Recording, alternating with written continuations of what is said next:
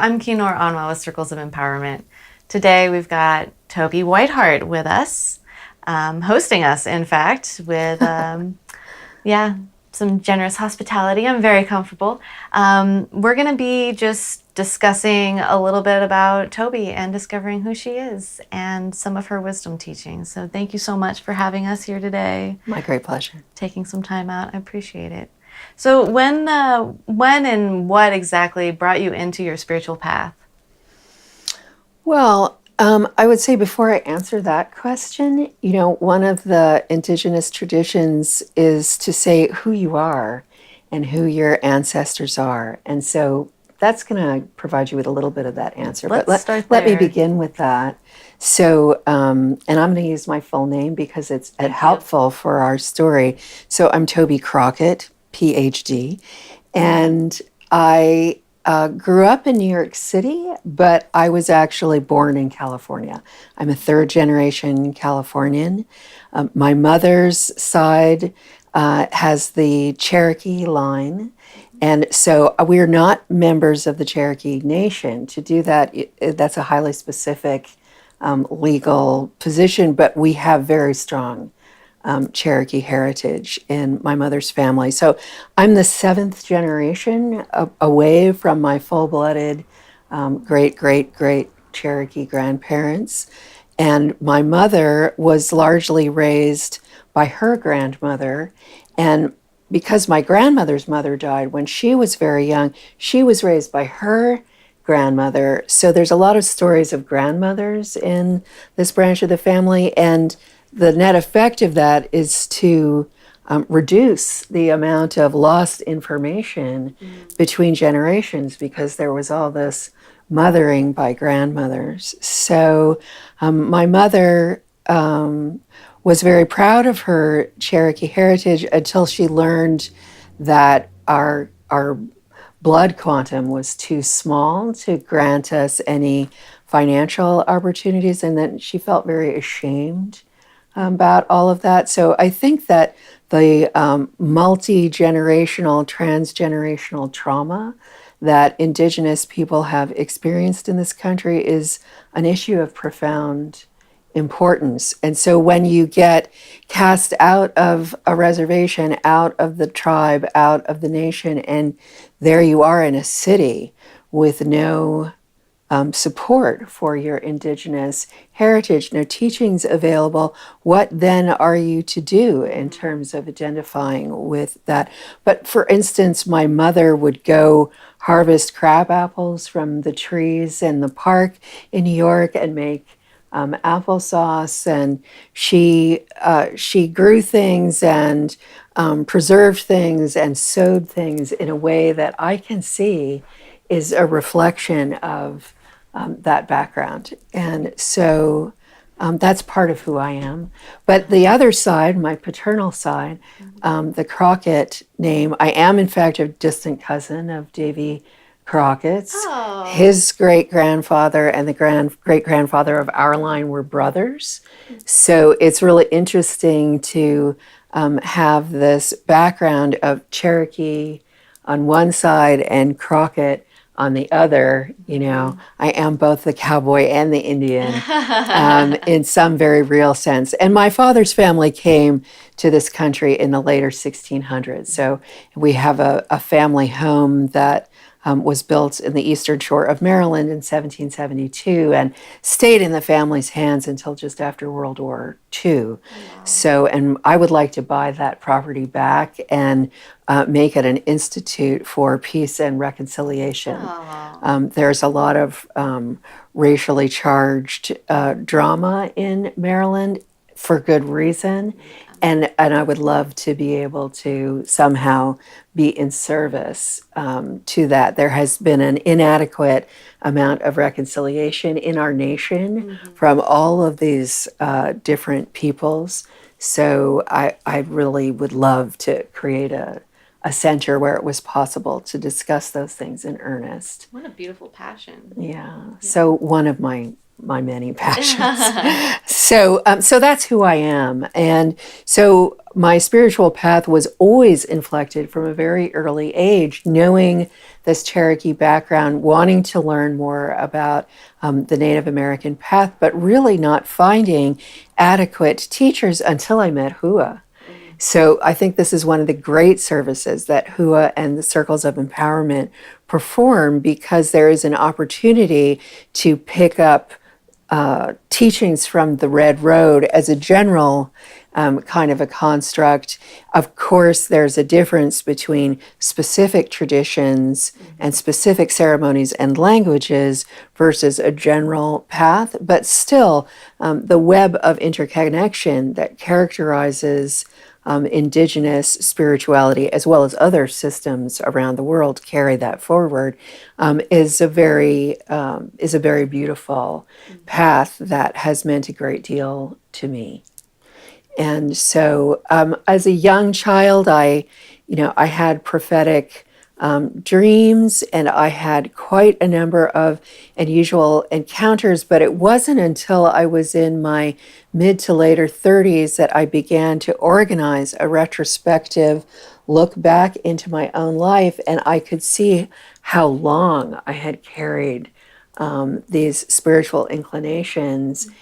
I simply hadn't had a framework for identifying them, or a community that would support that. But having now cultivated that in my life since I moved to San Luis Obispo County, and have also begun teaching on some of those points, I taught 2 women's empowerment classes last year, one called Let Your Voice Be Heard, and the other called Empath as Wise Woman, that brought forward some points that I thought were, that I thought at the time and still believe are very important for women in particular to be empowered, to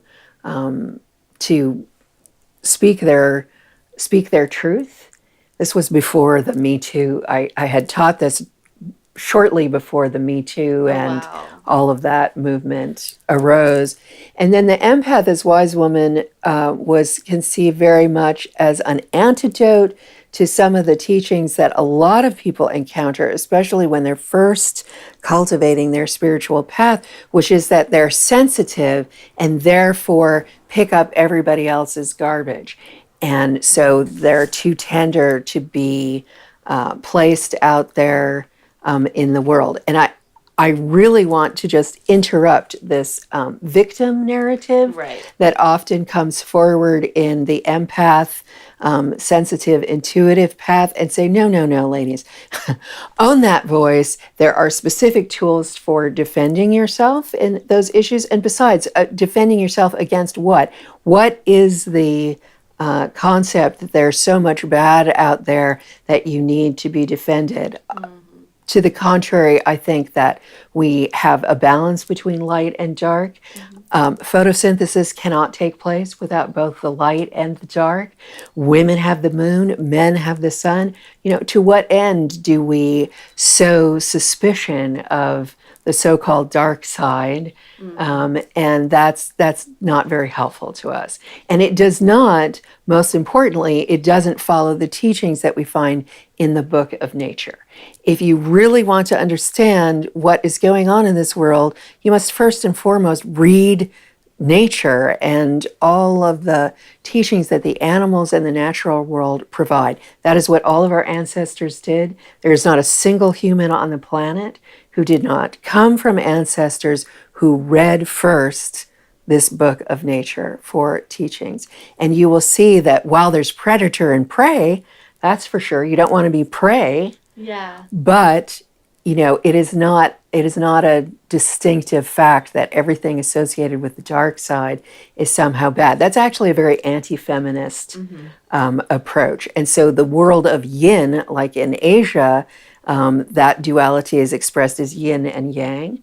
So the yin places are dark, watery, cool, damp. They are the caves of the earth, which is where all of the water comes from. And water is life.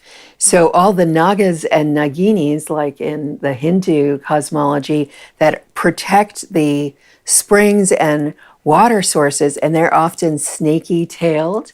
So those wonderful snaky goddesses are always associated with the early matriarchal culture. And the reason that's been a bad thing is because the patriarchy didn't want to support the matriarchy and those ideas. They were specifically about quelching those ideas. And that's not just a Christian path. In the ancient Greek heritage, for instance, at the Delphi, the Oracle of Delphi was early on traditionally a site of the great snake, which is the Gaia consciousness.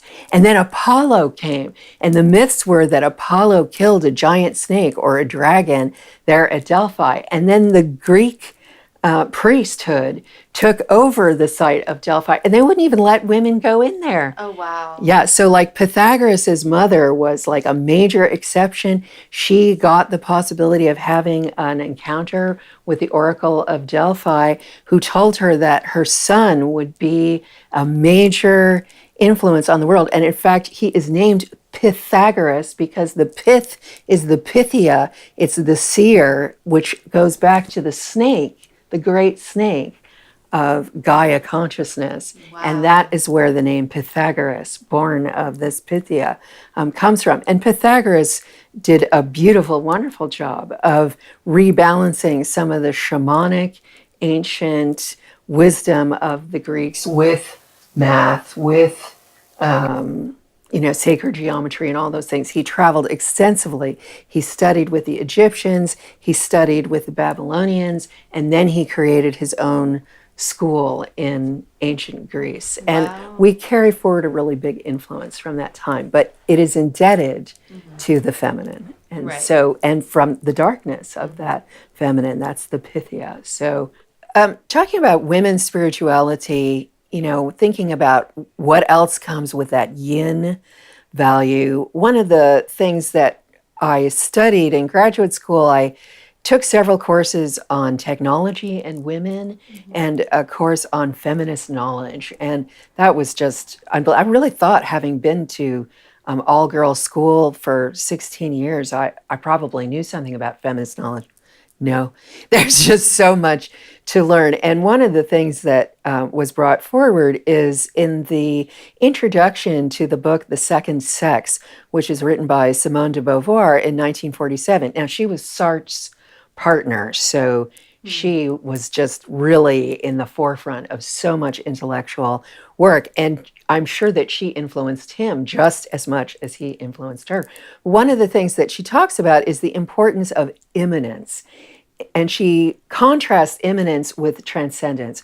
So in spirituality, we'll often see it, and especially in more organized religions as opposed to spirituality, we'll see a direction where the people who are interested in transcendence want to disavow the body. They want to leave the earth. They want to go to heaven where everything's really clean and you don't have to worry about body functions or sexuality or any of those kinds of things. It's all super pristine, super puritanical. You see this expressed like in the archways of not cathedrals, but churches that they built around the year 1000, where you have these Gothic bodies. They're just like columns of fabric with heads on top.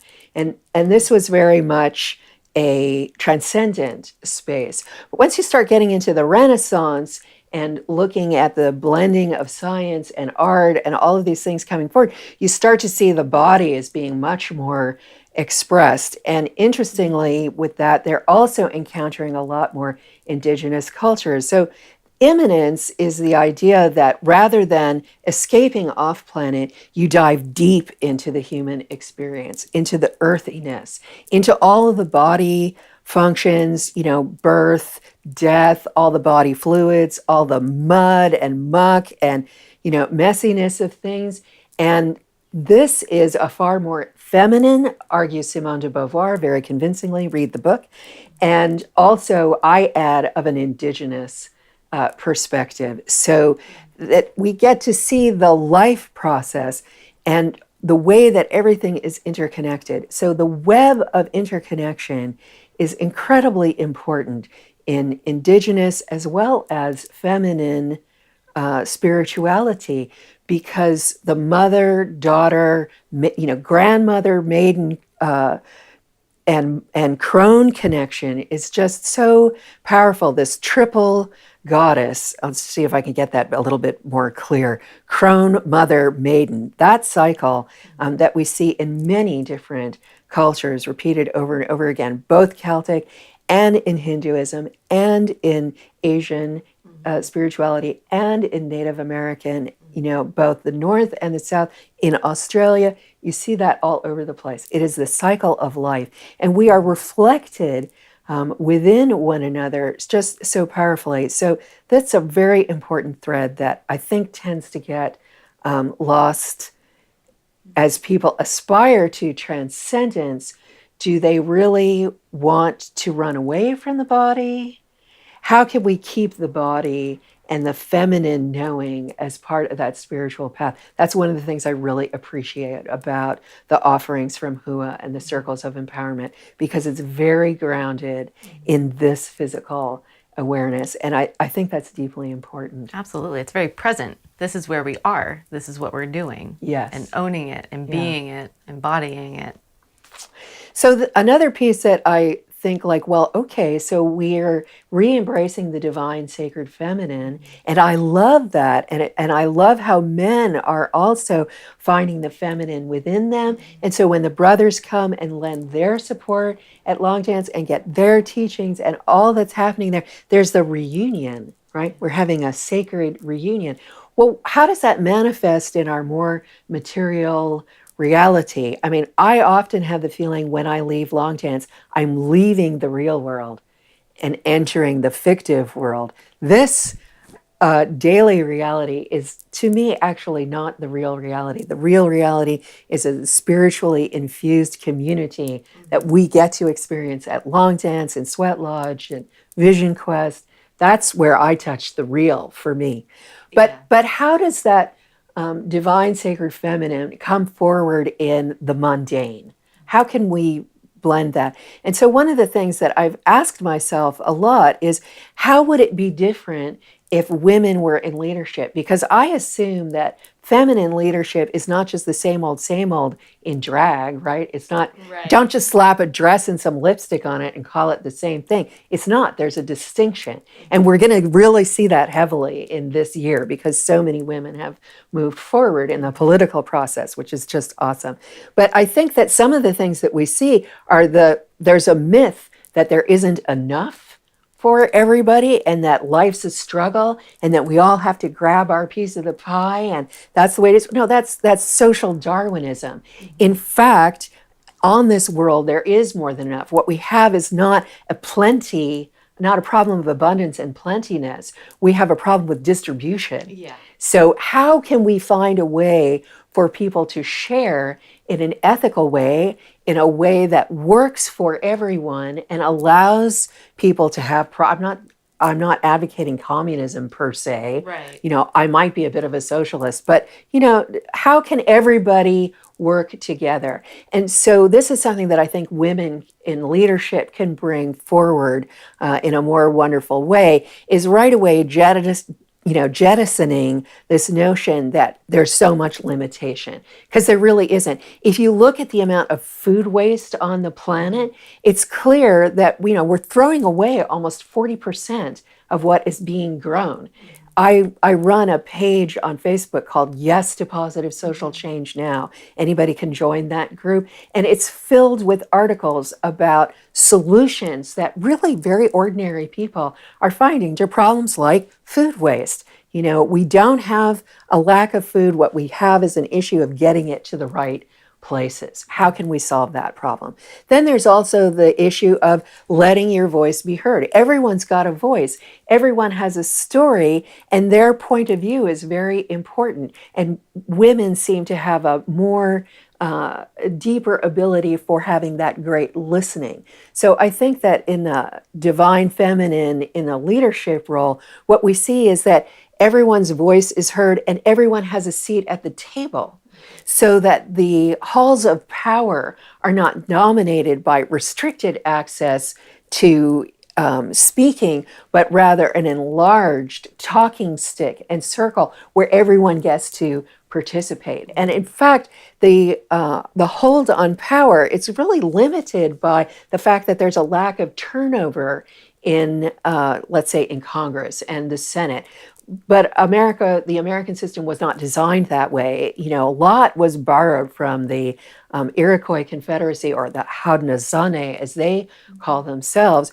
And what is important there is that there's a turnover of leadership, that everyone gets a turn. Oh, interesting. So, and the clan mothers had a very important role. You couldn't go to war without the approval of the clan mothers. And they were the ones who would decide whether there was war or not, because their children were the ones that were getting chewed up, and they looked to find different ways to solve that problem. And there were no strangers to civil war. There had been a lot of unrest and killing in, early millennia for the Iroquois, the Haudenosaunee, and their extended family. It's the 5 and 7 nations that are involved there. So they're the ones who give us the instruction to always think 7 generations into the future as to the consequences of our actions. That's why mothers were so important in terms of choosing whether or not to go to war. That's something that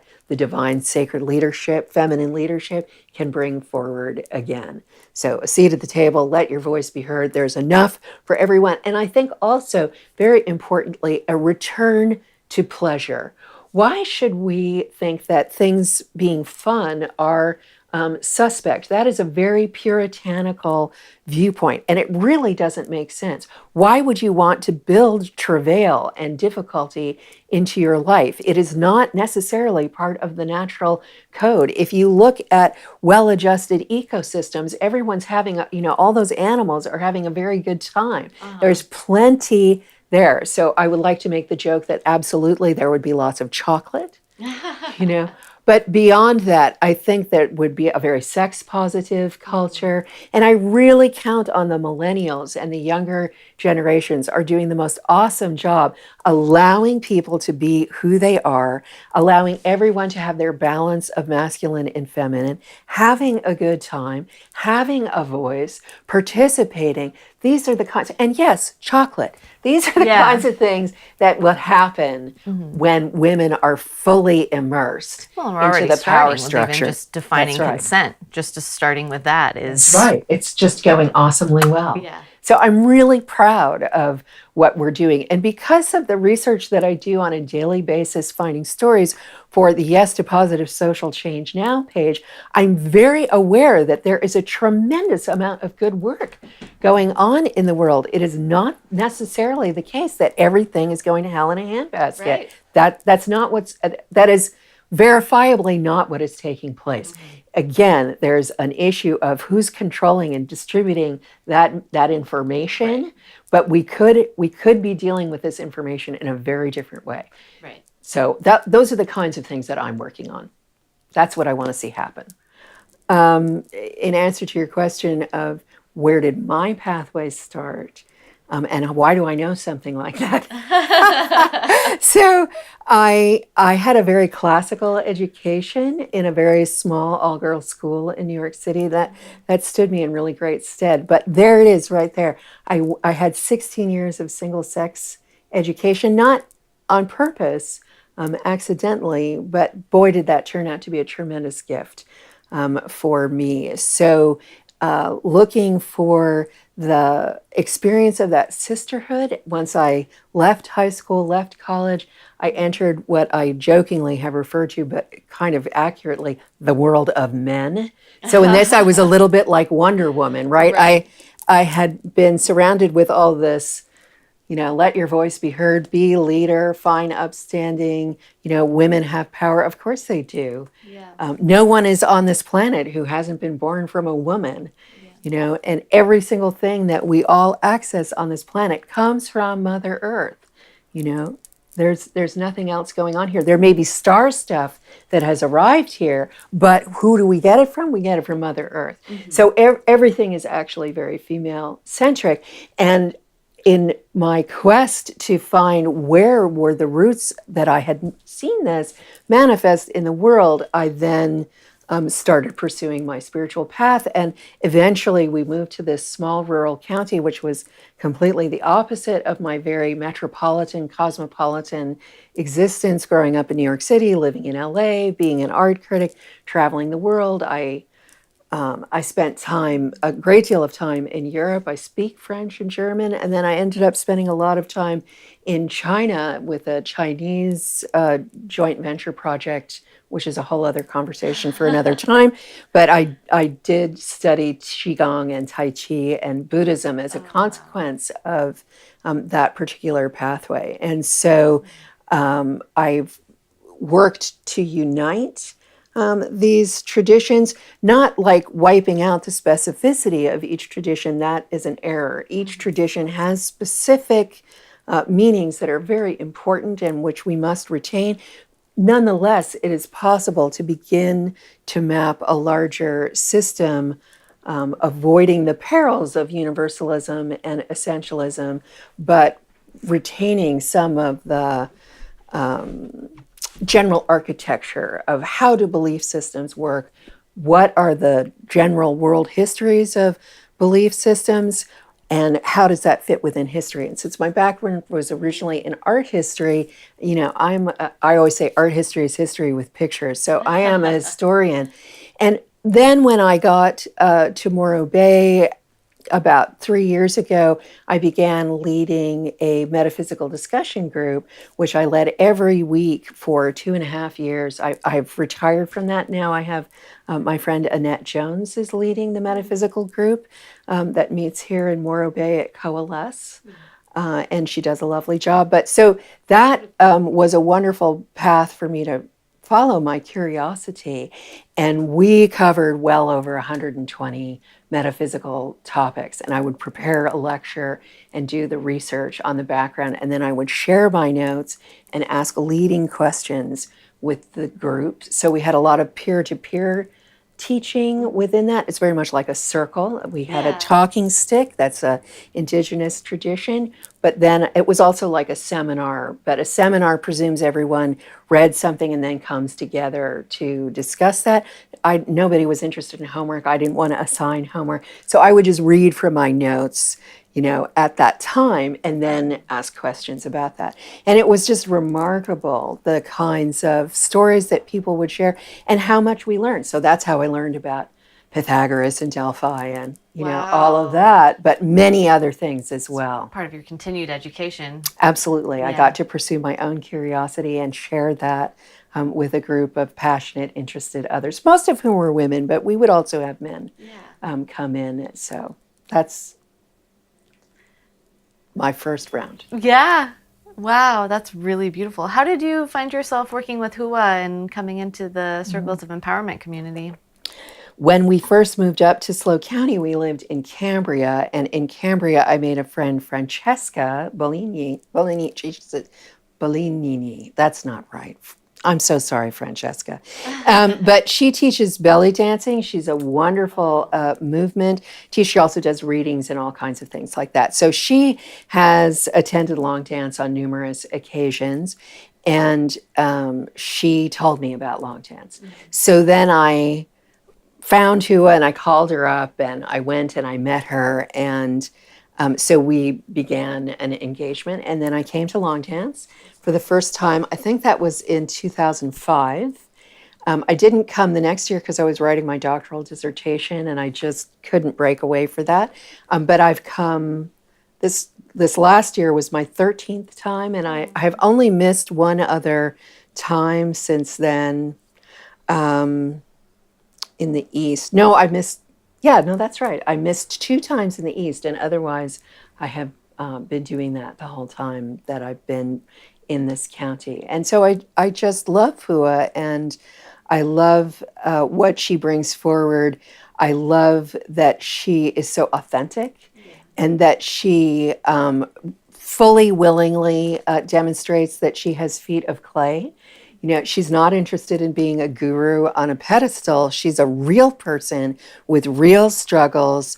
She's not perfect, but she has spent decades and decades of her life acquiring spiritual knowledge from very gifted teachers, and she has passed that forward and created a vessel in which it is possible for all different kinds of people, men and women, with Native heritage and not, with their own indigenous. Everyone has indigenous heritage Right. on this planet.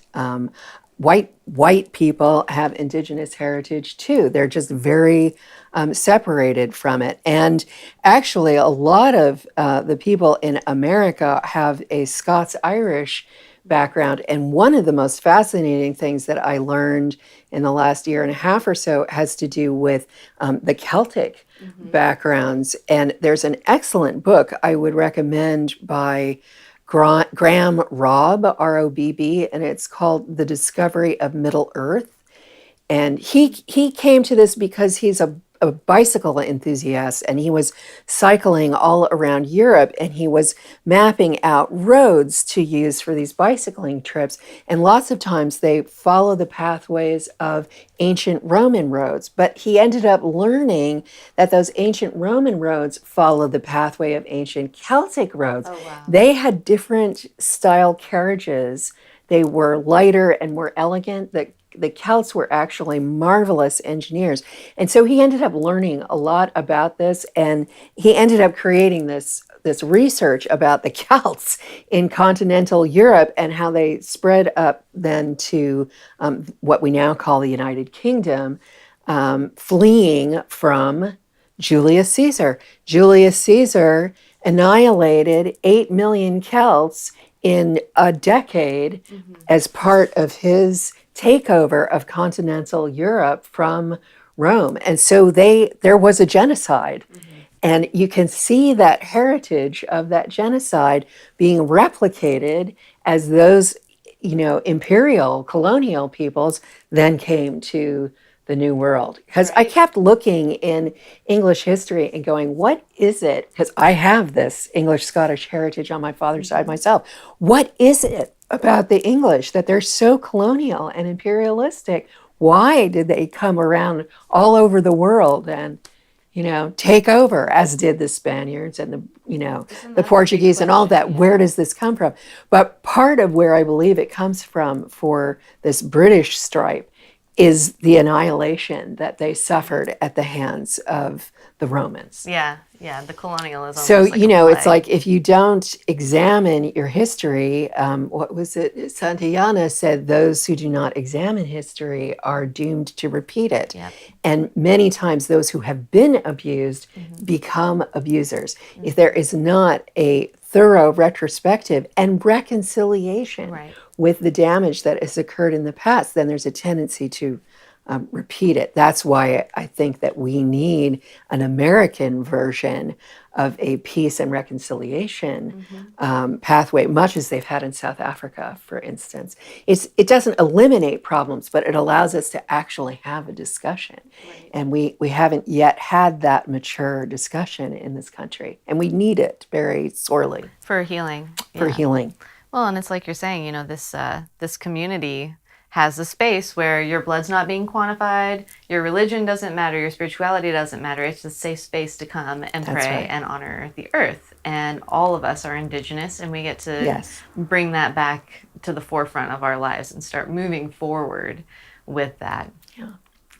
One of the teachings that Hua offered that spoke to me so deeply my first year at Long Dance was there is no sorrow or grief or difficulty you have had in your life that is too big for you to give away to Mother Earth. Mother Earth can take any of your personal trauma that you have experienced in your life, and she will take it from you and hold that for you. And you cannot hurt Mother Earth by surrendering your pain and sorrow. She has our back, and she has given us everything that we have. And there is nothing that we as humans can offer from our personal history that she can't help us handle.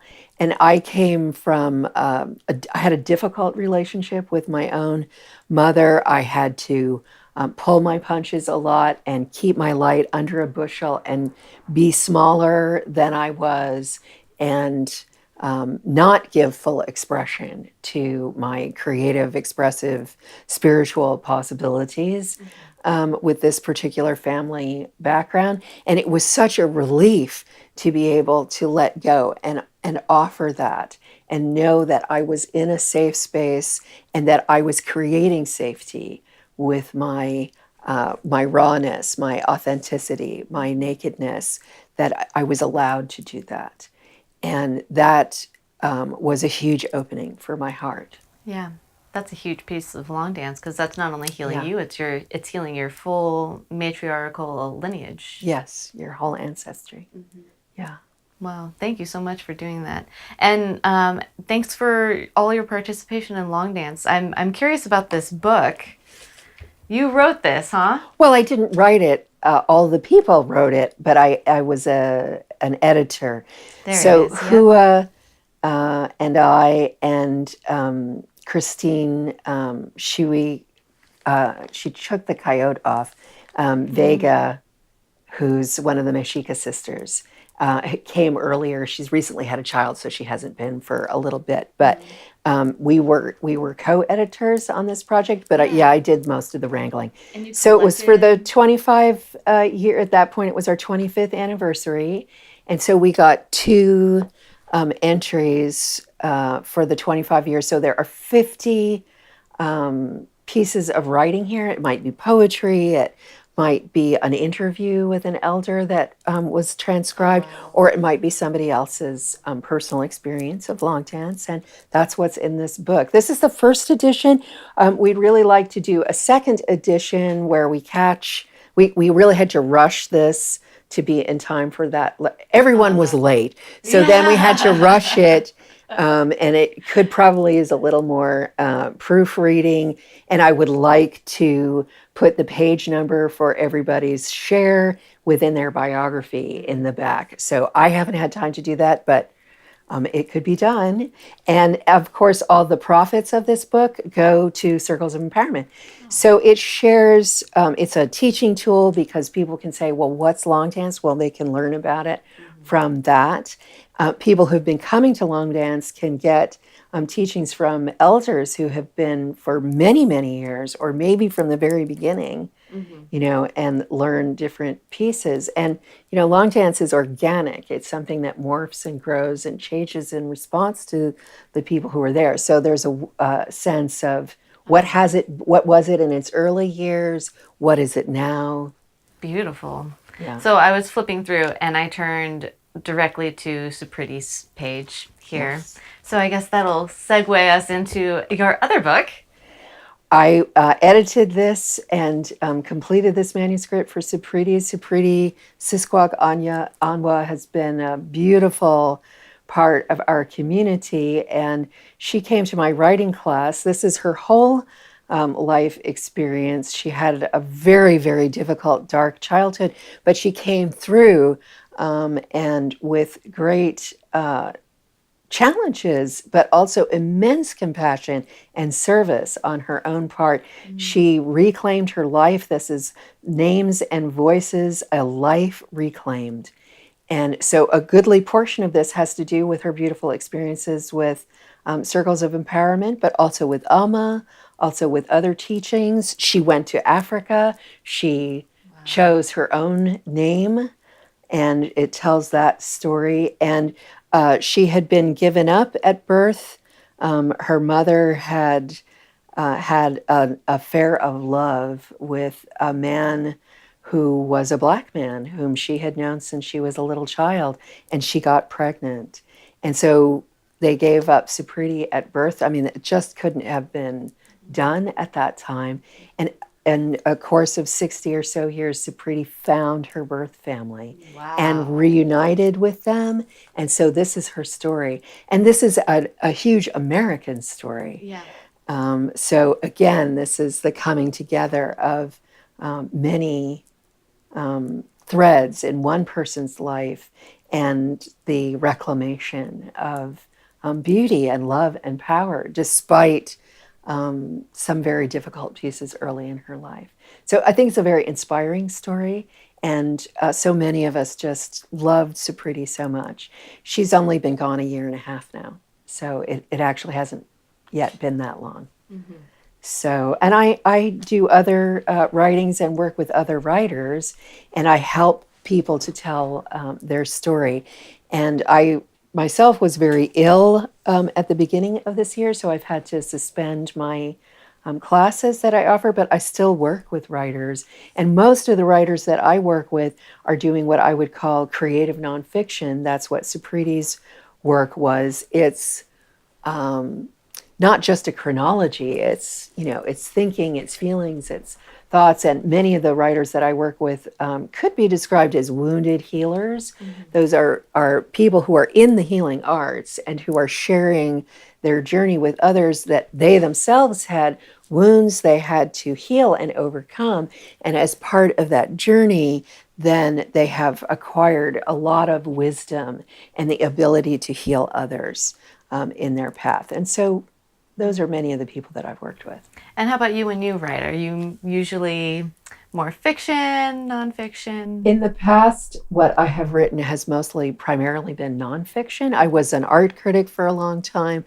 I worked for decades in the arts. I interviewed artists. I managed artists. I helped them with their career paths. Then I went to graduate school. I got a series of grants, both private and public, to resume my graduate education. And I looked to create a critical theory of digital media.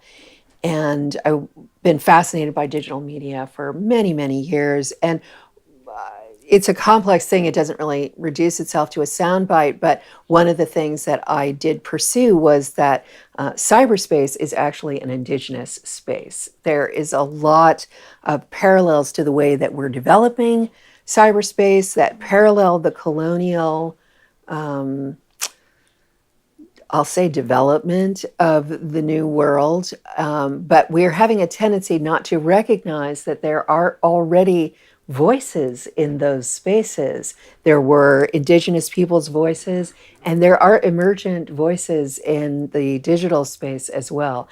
And so I've ended up looking a lot at avatar rights, by extension robot rights, artificial intelligence, and how is all of that evolving, and is there an indigeneity to the digital sphere that we're ignoring? And I argue that yes, there is. Oh, wow.